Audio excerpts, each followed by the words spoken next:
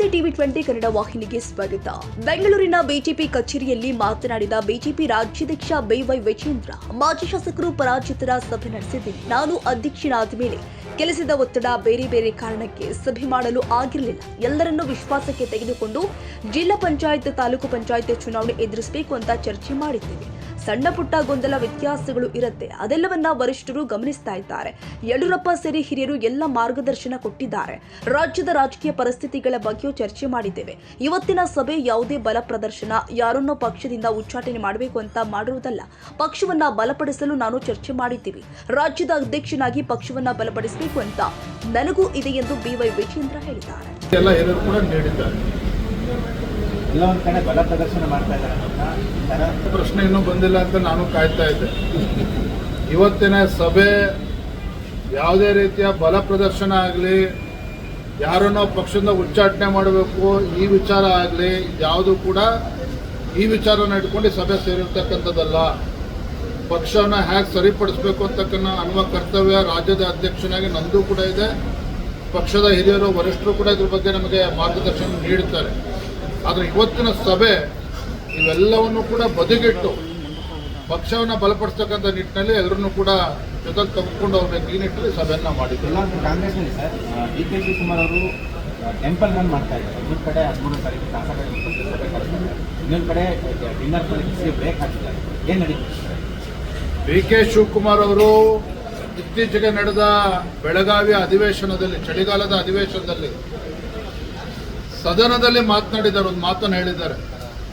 ಹಿಂದೆ ಪಾಪ ಎಸ್.ಎಂ. ಕೃಷ್ಣ ಅವರು ಅಂದಿನ ಮುಖ್ಯಮಂತ್ರಿಗಳು ಮಂತ್ರಿಮಂಡಲದಲ್ಲಿ ತೆಗೆದುಕೊಳ್ಳದೆ ಇದ್ದಾಗ ಅವರು ಗುರುಗಳು ಹೇಳಿದ್ರಂತೆ, ಸಿಗಲಿಲ್ಲ ಅಂದ್ರೆ ಒದ್ದು ಕಿತ್ಕೋಬೇಕು ಅಧಿಕಾರವನ್ನ ಅಂತೇಳಿ. ಅದನ್ನ 15 ವರ್ಷಗಳ ನಂತರ ಮತ್ತೊಮ್ಮೆ ಡಿ.ಕೆ. ಶಿವಕುಮಾರ್ ಅವರು ಸದನದ ಒಳಗಡೆ ನೆನಪು ಮಾಡಿಕೊಂಡಿದ್ದಾರೆ. ಸೊ ಆ ಮಾತಿನ ಮರ್ಮ ಏನೋ, ಉದ್ದೇಶ ಏನೋ ನಿಮಗೂ ಕೂಡ ಅರ್ಥ ಇದೆ ಅಂತ ನಾನು ಭಾವಿಸಿದ್ದೇನೆ. ಇದರ ಹಿನ್ನೆಲೆಯಲ್ಲಿ ಒಂದು ಕಡೆ ಸಿದ್ದರಾಮಯ್ಯನವರ ಪವರ್ ಶೇರಿಂಗ್ ಫಾರ್ಮುಲಾ ಏನಿದೆ, ಎಲ್ಲೊಂದು ಕಡೆ ಅಂತ್ಯಗೊಂಡಿದೆ ಅನ್ನೋ ವಿಚಾರ ನಮಗೂ ಕೂಡ ಬೀಳ್ತಾ ಇದೆ. ಪವರ್ ಶೇರಿಂಗ್ ಫಾರ್ಮುಲಾ ಏನಿದೆ ಅಂತ ಡಿ.ಕೆ. ಶಿವಕುಮಾರ್ ಅವರು ಹೇಳಬೇಕು, ಸಿದ್ದರಾಮಯ್ಯನವರು ಹೇಳಬೇಕು.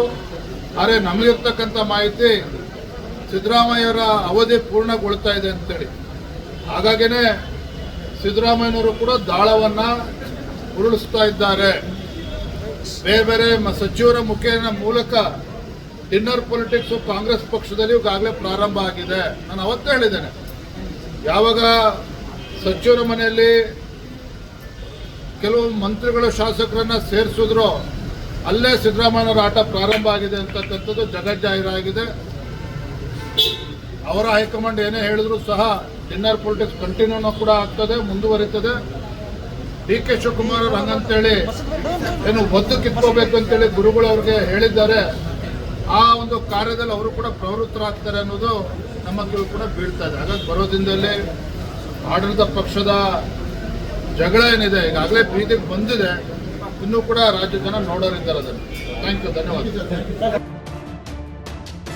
ಕನ್ನಡಿಗರ ಮೆಚ್ಚಿನ ನಿಮ್ಮ ಟಿವಿ20 ಕನ್ನಡ ವಾಹಿನಿ ಇದೀಗ ಟಿವಿಯಲ್ಲಿ ಲಭ್ಯ.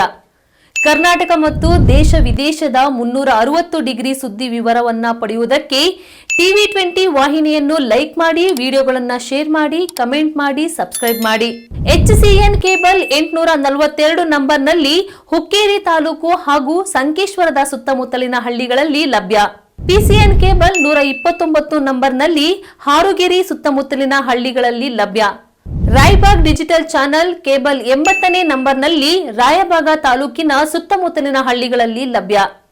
UDCN ಕೇಬಲ್ ನೆಟ್ವರ್ಕ್ ಉಗಾರ ಸುತ್ತಮುತ್ತಲಿನ ಹಳ್ಳಿಗಳಲ್ಲಿ ನಿಮ್ಮ ಟಿವಿ20 ಕನ್ನಡ ವಾಹಿನಿಯೂ ಲಭ್ಯ.